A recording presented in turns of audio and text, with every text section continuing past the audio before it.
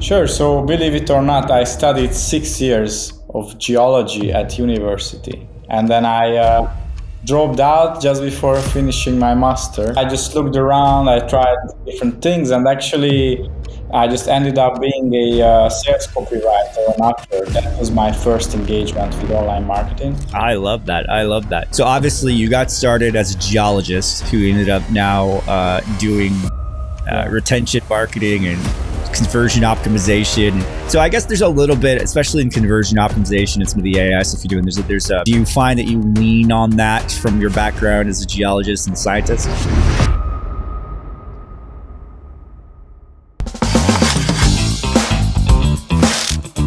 Basically just a front-end sales channel. He developed a strategy because in his own business he wasn't profitable with the strategy. It's clearly working wonders for our clients, and it's crazy to me how many agencies don't know about this at all. Daniel, welcome to the Ecommerce Leader Podcast. I'm excited to have you here with us, and I'm really looking forward to this conversation.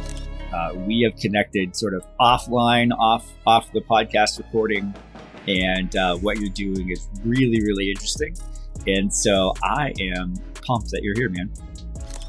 Amazing. Thanks a lot for the invite. Thanks everyone who's listening to us today. And I'm excited about this podcast. It's going to be great. It's going to be really great. So first, let's get this out of the way. Like, who are you, Daniel? Tell us a little bit about yourself, how you kind of got started in this whole business, and what you're doing now. Sure. So believe it or not, I studied 6 years of geology at university. And then I dropped out just before finishing my master.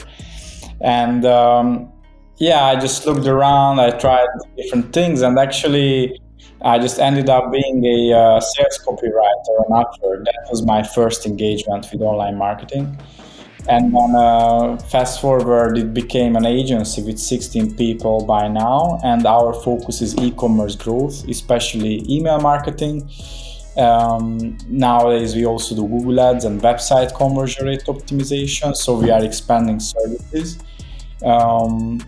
We use a lot of AI tools. I guess every good marketer does it these days, so that's where we are now. I love that. What have you seen to be... So obviously you got started as a geologist who ended up now doing retention marketing and conversion optimization. And so I guess there's a little bit, especially in conversion optimization and some of the AI stuff you're doing, there's a data science component to it. Do you find that you lean on that from your background as a geologist and scientist?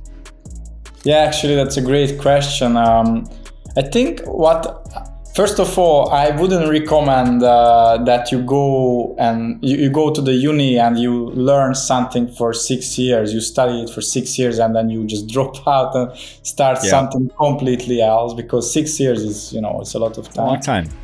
But I think what I learned there is actually being skeptical, being data driven. I know a lot of marketers, and I think most of them, they are very nice, friendly people, very talkative people, but they are less data driven. I think I'm more analytical than most of them. On the other hand, I'm less creative probably. I try to be, but everyone has a natural tendency. Sure. So my strength is definitely data and analytics, all of those. That's just super interesting. So like in your journey, I think the most interesting thing for me right now is how AI is incorporated into data and marketing and advertising. Yeah. What are you seeing as that trend line? What are you doing in your business that's moving the needle using AI? Yeah, sure. So first of all, I'm skeptical about many things, about AI as well. If you go to the internet, there are so many businesses or fake gurus building on AI. So honestly, I don't believe in like 90% of those, but the rest, the 10%, that's super valuable, and it already changed around the whole landscape of marketing. So for us, the first big thing was copywriting. I used to be a copywriter myself, so I think I understand very well how copywriting and the process can be changed using AI. Yeah. So I think it was almost 2 years ago when we really became just more efficient using ChatGPT and Jasper and these tools. And now we don't even need a copywriter in many cases to come up with a good email copy or even product page copy. That was the first thing. And then the next was design, creating product imagery, saving time and money on expensive photo shoots.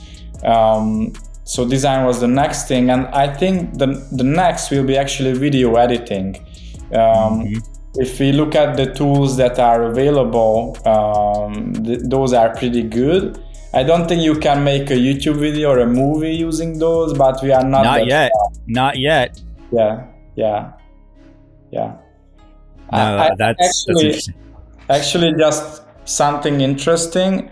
I had a podcast with someone who is a consultant with Spotify in Sweden, and it was a while ago. I think it was 3 years ago. And he told me back then that there will be a time when podcasts will not be recorded like this, like, face to face. It's not in one. We are not in one room. It's online, but still real people talking. But in the future, you can generate podcast episodes and pay a royalty fee or some kind of fee to make a podcast with, I don't know, Barack Obama or the Pope or whoever you want. Just pay the royalty, and it will be not a real recorded podcast, but it will be auto-generated by AI. And he said this 3 years ago, which is kind of scary. So that is scary. Well, and I've seen there was a podcast, and I don't remember the name of it, but it was a podcast that was generated by AI with two AIs having a conversation on topics, and the entire thing was written by AI. It was recorded by an AI and then produced, and they put it out as a podcast, and it's pretty interesting. Yeah. I think I saw Steve Jobs talking with someone, and it was obviously not a real podcast. Yeah, that's super interesting, but that's cool. I can tell you got the Ogilvy on advertising book in the background, so you got the copywriting legends that influence that. How do you see, particularly for copywriting, how do you sort of incorporate brand voice into using AI for your copywriting? Because I do find that to be sort of the, not sticking point, but area of concern when you're working with brands. They have a specific voice that they want to have used, and sometimes AI doesn't quite pick it up. They lose the brand voice, right? When it generates Yeah, I'm so glad that you are asking this. I just dropped the video out on this topic.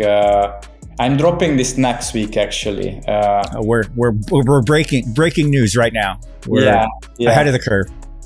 Yeah, so I'm dropping this next week, next Thursday. But the point is, we came up with this system. We collect the reviews of a brand, or let's say if you have hundreds of products, you can do it for one product only. But the point is, you collect reviews, a couple dozen reviews, 30, 50 reviews, and then you give it to GPT. And then we have a list of prompts that we use. I will share this in my YouTube video. So we feed GPT with these reviews, and then we ask GPT to build the customer avatar. And it builds it using those reviews. And we go really deep. So what are the fears? What are the desires? How this person formulates the words. So for example, we did this with a protein product. And the avatar was a gym bro, basically. So his language was very casual, like, do you even lift weights, bro? And, that's how they speak. And the whole customer avatar was written like that, with a lot of quotes, or what his friends say, or his girlfriend or his father, once he transformed using the protein powder. He became more muscled, more jacked. And then all of those quotes are there. And then you are just one step from using those quotes in your copy. You can even use as a title what your girlfriend will say after your transformation. That's a catchy headline. So actually we use reviews for that. We have a list of prompts, and that's how we create the customer avatar. And then we reuse this every single time to write pages, emails. You can write ads using that, all of that.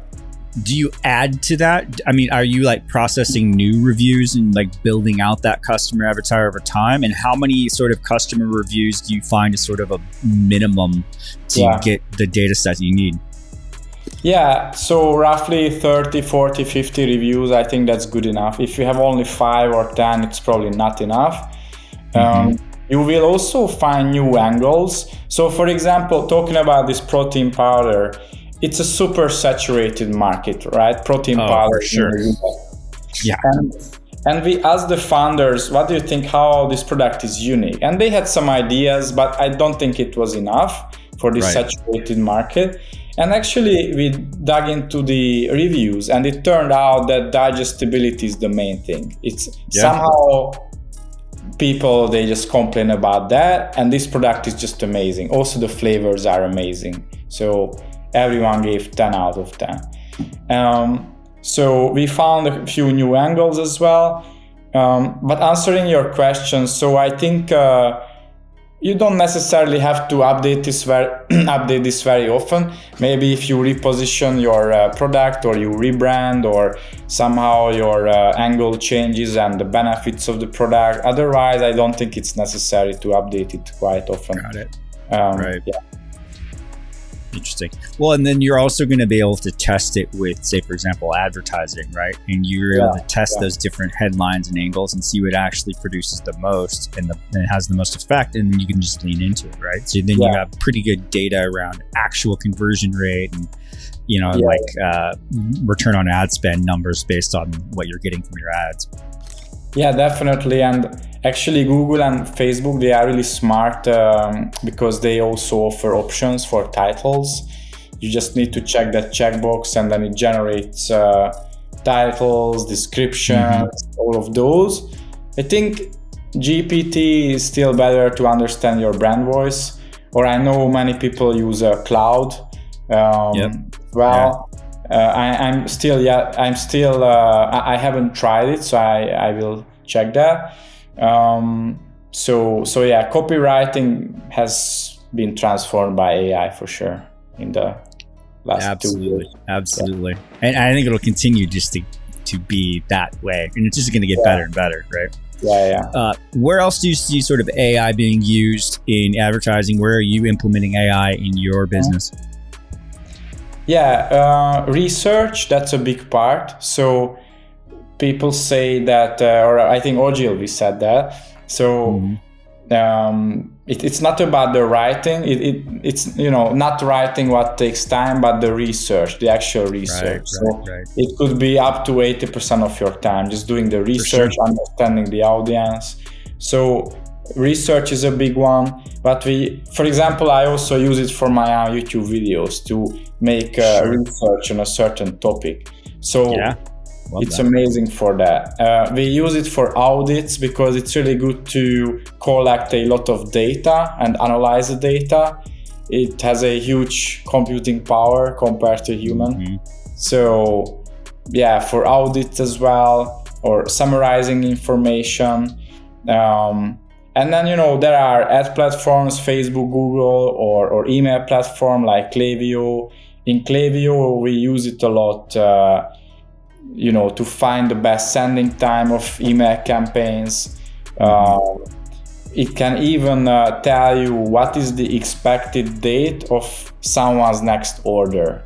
And you can automate your emails. So it analyzes the data, how often this person buys. Let's say, he purchased 5 times this protein powder, and most likely he will buy next Tuesday. So let's send an email next Tuesday to him. And this is all automated. So I think that's really powerful. That is. Now, are you talking about tools that are sort of baked into platforms like Klaviyo as opposed to using like ChatGPT to analyze the data and then you do it. So there's AI variations, right, that exist in certain platforms now that really give you a lot of value. Yeah, it's baked in, so it's in the platform. Right. We use GPT to write copy in GPT. So we don't write the copy in Klaviyo. And then designers use some design tools as well, not in Klaviyo or not on Facebook or Google. Right. I think these platforms are better for data. So what is the best send time, or A/B testing, reading different patterns on the customer list, all of that.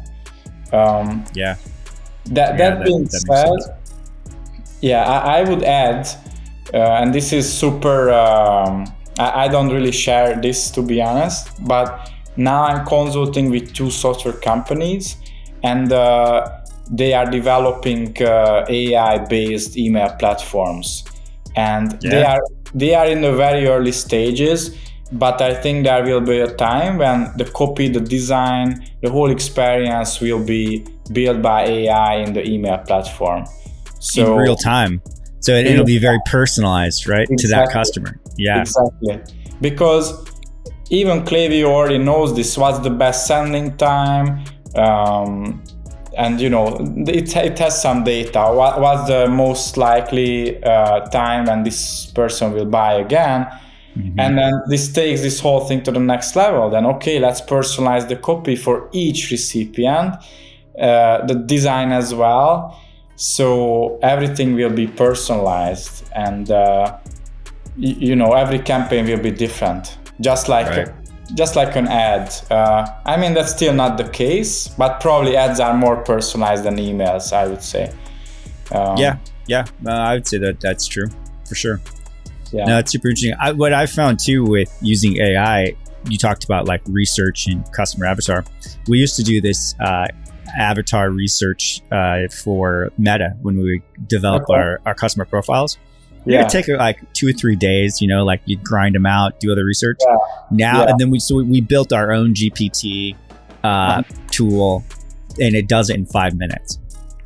And it gives you 99% of what you were doing manually in a 5-minute process. So now when we go to create these, we can use them in our marketing. We use them in our sales process, right? Because now someone reaches out and says, hey, I'd like to, we'll send you a detailed customer avatar for you. And that is really cool because we can just lean into it and go, hey, we can do that. And they say, yes, we can turn it around and literally send it to them in the next, 30 minutes if we wanted to, right? So that has been a really cool thing from our perspective. So you use this in the sales process, even before a call with them, or? Yeah. I mean, because only thing that we need, like if we're having a conversation, right? Like one of the things that all I need really is their URL. And then I'm asking them, hey, what's your best selling product like on your website right now? And when we have those 2 things, we can then use that data on there to go find the customer avatar for a Meta profile. And then we build it all out, and then it just goes through the prompting. Oh, wow. So you can immediately give them something. Immediately say, hey, here's an example. This is a quick example. Obviously, we can go into doing a deeper dive, and we're going to go even further. Like this is just but that in the past would take a couple of days of putting it all together, because then what it does is it pulls all that data, processes it, and then turns it into like a presentation format, right? Like it turns it into like a PDF that's a deliverable. Yeah. And talking about OGLV, imagine back in the 60s how much time it took, like probably weeks. You go to the library and you dig into the books, and it's crazy how this evolved over time. Yeah, 100%. No, that's cool. Let me so tell me a little bit more about what you're doing for clients. You talked about retention and email marketing. Like, what are you finding is working really well there? Like, what's sort of like your aha moments? Yeah, great question. So in the past 6 years, we worked with 200 plus e-commerce clients. E-commerce is our main field, and 70% US-based clients. Our last October, we onboarded a brand. I mean, we onboarded them before, but in October, we generated $3 million within 30 days using email marketing. And they could scale from 1 million a month total revenue to almost 10 million. And email was a big part of that. So I had a few aha moments, but that was the biggest moment for me so far, because they technically scaled from low 8-figure to mid or even high 8 figures last year, thanks to not just email, but it played a big part. So yeah, email is still undervalued, it's underrated. And then besides email marketing, we started doing some website conversion rate optimization, some Google ads, because we can see small businesses, they even if we fix their email marketing, many of them, they struggle with acquisition or converting their traffic on the site. And that's why we branched out our services last year. Sure. So yeah, I think now we are moving into a direction that we are just becoming an e-commerce growth company overall. So I love that. I think that's super cool. For email marketing, what have you found to be the most underutilized maybe component or automation or flow? Like what is an area where if I open up someone's Klaviyo account and you're like, you're not doing this and you're losing money? Yeah, sure. I would say some of the email automations, browser abandonment flow is underrated. It can generate even more money than your abandoned checkout flow. Having pop-ups, I think people, they still think pop-ups are annoying. And if they are set up not correctly, then yes, they are. But if they are set up correctly, then they can generate a lot of money, and they can really grow your list very fast. So pop-ups are underrated on the website. And then simply sending campaigns which are segmented in the right way. You have the right cadence of campaigns. I think most companies, they don't send enough email campaigns. People, they are afraid that people will unsubscribe or complain. But actually everything is measurable these days. So if you track the right metrics, then you don't have to be afraid to send, a lot of email campaigns. So yeah, that's good. These are some that's of the good. things. Yeah. One of the areas I've found too is even in like cart abandonment, right? Yeah. Oftentimes they just send one email. That's the standard flow. I was like, most of the money is actually made on the second or third, conversation, that you're sending out, whether that's email or SMS. Like text message is another big piece, incorporating that into. So I find that to be a huge browse abandonment as well. Definitely something that can be leaned into quite heavily. So I think that is really interesting. I love this. This is awesome. I think there's some really good takeaways with it. Let's talk real quick. I'll pivot to conversion optimization. So you mentioned that's something you're leaning into more and more. I think it's a huge piece of what you want to do in e-commerce. Like you might have the greatest marketing, advertising, Meta and Google ad campaigns ever to exist. But if your site is slow or your conversion optimization is poor, you're going to have a really bad performance, and you're going to blame like, I never made Facebook ads profitable. I was like, well, that's because your site was not converting, and your offer doesn't make any sense. Your pricing is off. You don't have the right product market fit to your audience. That's messed up. Like those things have to be established first to make really advertising work. And even then, even if you have all those things, if the underlying fundamental business numbers of a product don't make sense, it's going to be tough for you to scale, right? If you only have a 10% margin on a $20 product, or you only have a $20 product in your store, right? And you have cost of goods and you only have, 20, 30% profit margin, you're going to struggle in generating, even break even, unless there's some other strategy you have on the back end to sort of maximize your average order value or your lifetime customer value, right? So I think that, I'm curious, what's your take on conversion optimization, how important that you're finding that with the work that you're doing? Yeah, I think email marketing was underrated when I started my career. And in the past, since COVID, it became, I think people realized it's super important right, because of the ad cost and all of that. And I think the same is happening with CRO. Just in the last couple months or maybe 1 year, I can see the same. And I know because we actually tried to sell and do CRO 4 or 5 years ago, and we failed. It was terrible. And actually now the landscape is way different. Like I explain this to people and they understand and they really value CRO. So the landscape has changed a lot for CRO. I think it actually became sexy by now. Also because it's just much harder to automate it, harder than ads or emails. So it still needs the human brain and power, because you really need to have an empathy towards customers and visitors on the site. So yeah, CRO became much more important for sure. And I think for small businesses below 7-figure, typically I can see that the biggest thing is trust. The website is ugly, it doesn't have reviews, doesn't have any badges, so these simple things, people, they just don't trust your site and they go to somewhere else, to your competitor or to Amazon. So I think trust is the biggest thing. And then as the business grows, I can see other issues.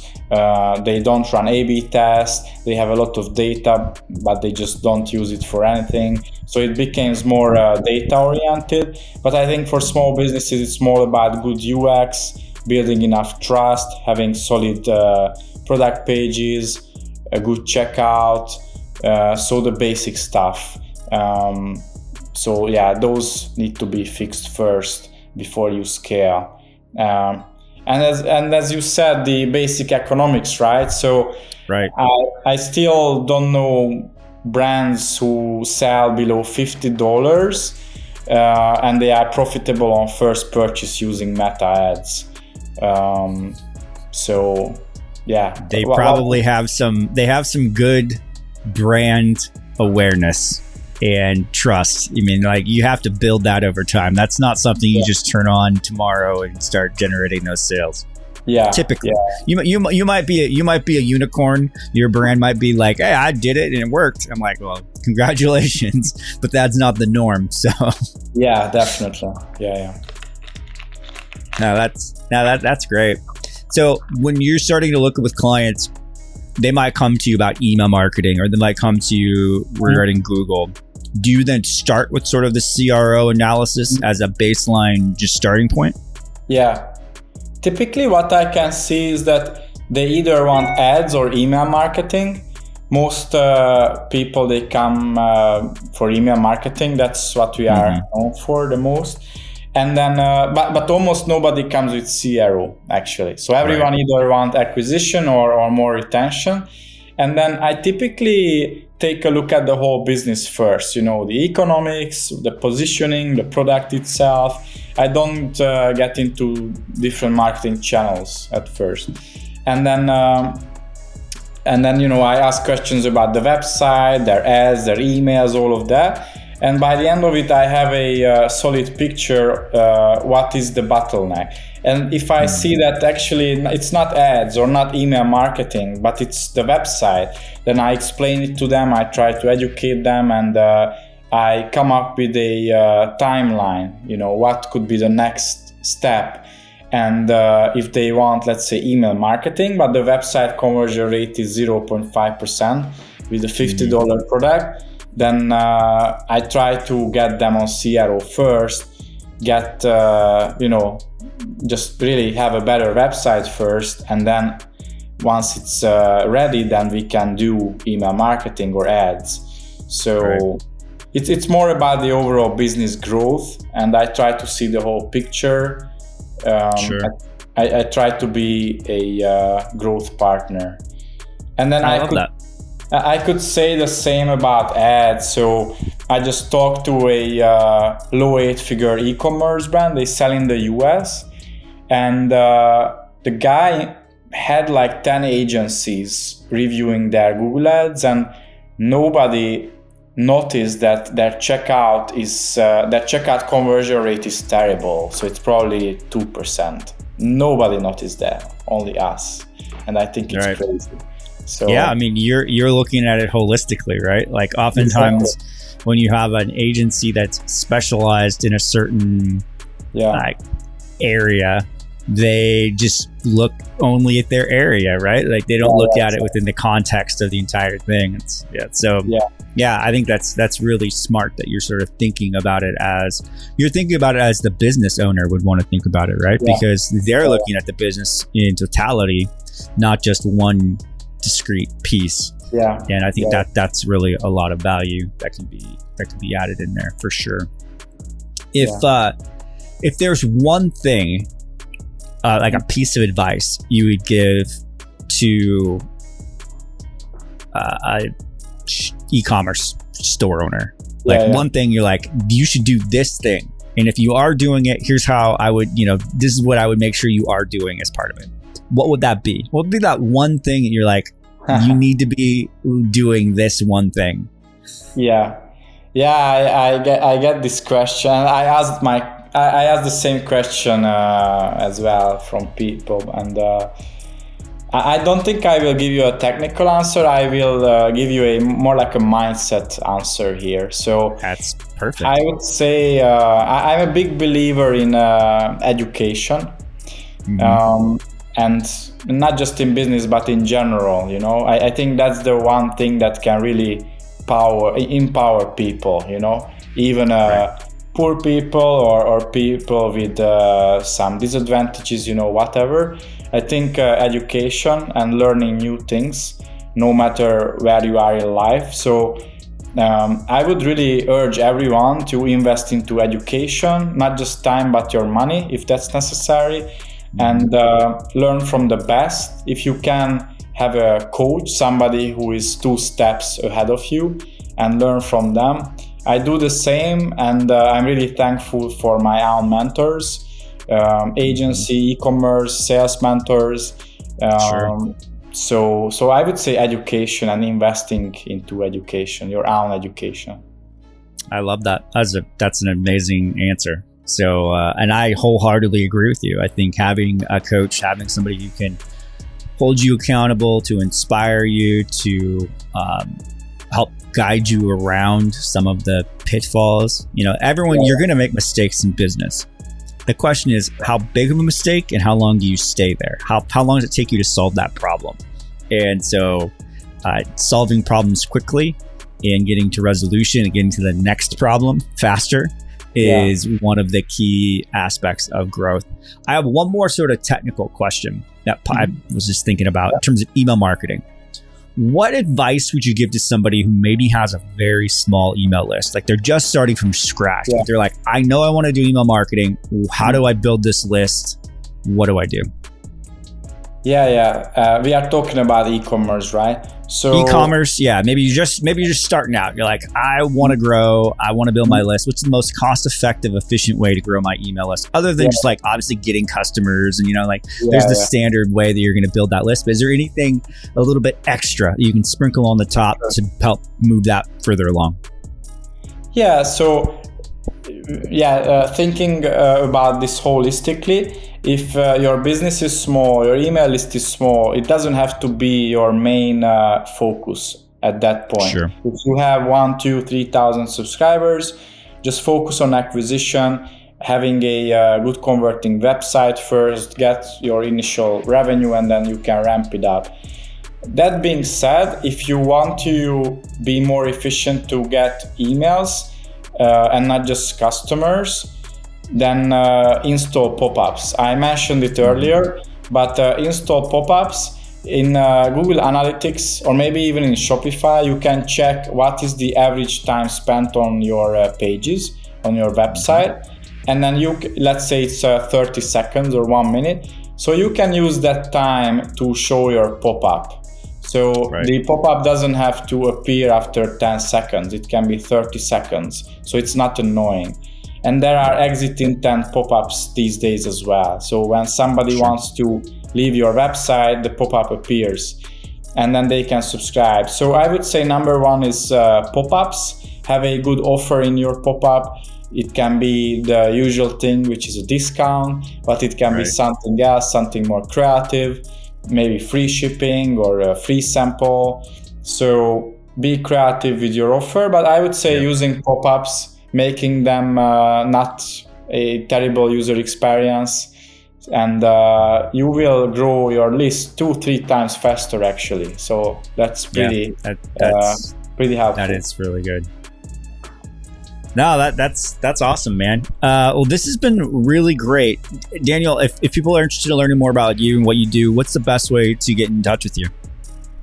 Yeah, so go to YouTube. You can find my name, Daniel Budai. I post a video every week. You can also go to our website, which is thebudaimedia.com, and you will find several resources on the website. If you go to resources, actually, we have a lot of cheat sheets, guides. We generated $100 million for 200 plus clients in 6 years. And I just put together a guide sharing all of those, the best case studies, best cheat sheets you can use, how to audit your own brand, all of those, free courses on YouTube. So this is in one doc, and you can find it on my site as well. Awesome. Well, it was a pleasure having you on the show, and we look forward to having you back in the future. Amazing. Thanks a lot for the invite, and thanks everyone who listened to us. Thanks, man. Talk soon.